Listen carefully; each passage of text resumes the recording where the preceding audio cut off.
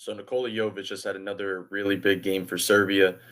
He had 25 points. He was 9 for 9 from the field, 5 for 5 from three. Just an absolute perfect game from top to bottom. I just think we've seen this a couple times throughout this tournament, the shooting specifically, and I think that's the kind of the big thing here when you see 5 for 5 from three, just because we know about the other parts of his skill set. It's just specifically if that shot really develops into something serious, that is a lot to deal with on the basketball court. So I just wanted to go through specifically this game, just some of the stuff that I thought was important.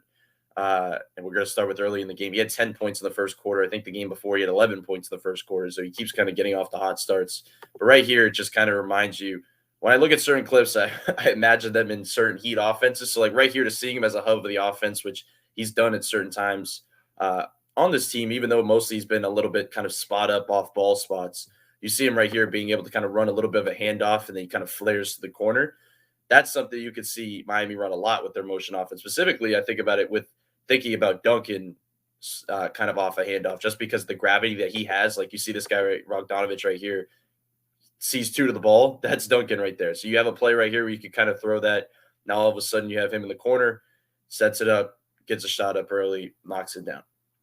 Now, right after, you're going to see this right here. And I think this is what's really important. So after the shooting perspective of this is the next part, which he's kind of developed as well.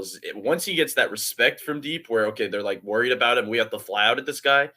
We know he's very good at making reads on the move. So you're seeing him right here, kind of throw a nice little shot fake, gets into the lane, ends up laying it in. And if they had a nice little box out down low, kind of clear the lane for him. But like, let's say go back right here, and he has this lane usually in the NBA, and all of a sudden there's a help defender. We know what he can do as a playmaker on the move, and he showed that a lot over here in the World Cup as well. So that's just an interesting perspective to see if he can kind of gain that respect from deep and then obviously make plays on the move. Then you have just the pure shot in general.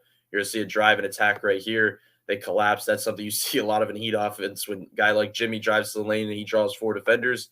That's why I think Jovic kind of his spot of shooting is so important, because they're going to need him in that way in the half court. And he's going to get this right here. I've been looking kind of specifically at his jumper to see how it's changed and developed. And I wouldn't say his shot release has changed much. Like I think there's certain mechanics that are a little bit smoother, even though I think it's pretty similar.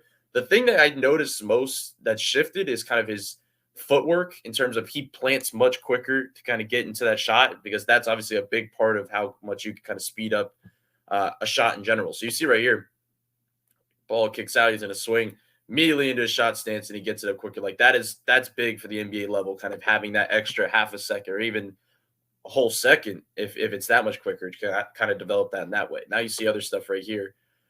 He's going to get this kind of a 4 out, 1 in type of offense.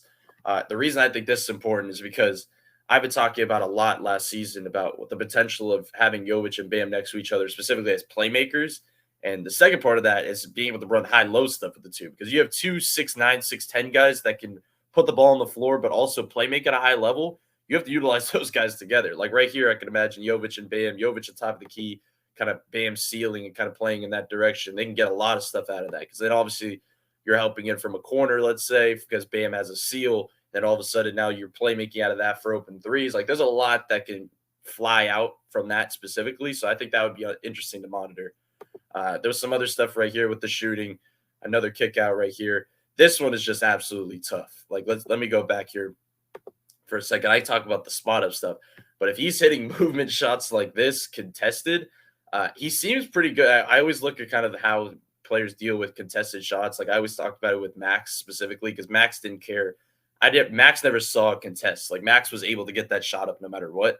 If Jovic can do that, where he's not really altered by shot contests, like right here, just shooting over the top of him, because when you're 6'10" and have that high of a shot release, like you're not really altered kind of with your shot in general. So if you can kind of have in your mindset of it, that's major. So hitting those type of shots on the move, that's an intriguing part of this. Then this shot right here was really tough. And 1-3 right here. He ends up getting, he's going to get it right here. He ends up getting tapped on the elbow right there, but he ends up getting it to go anyway.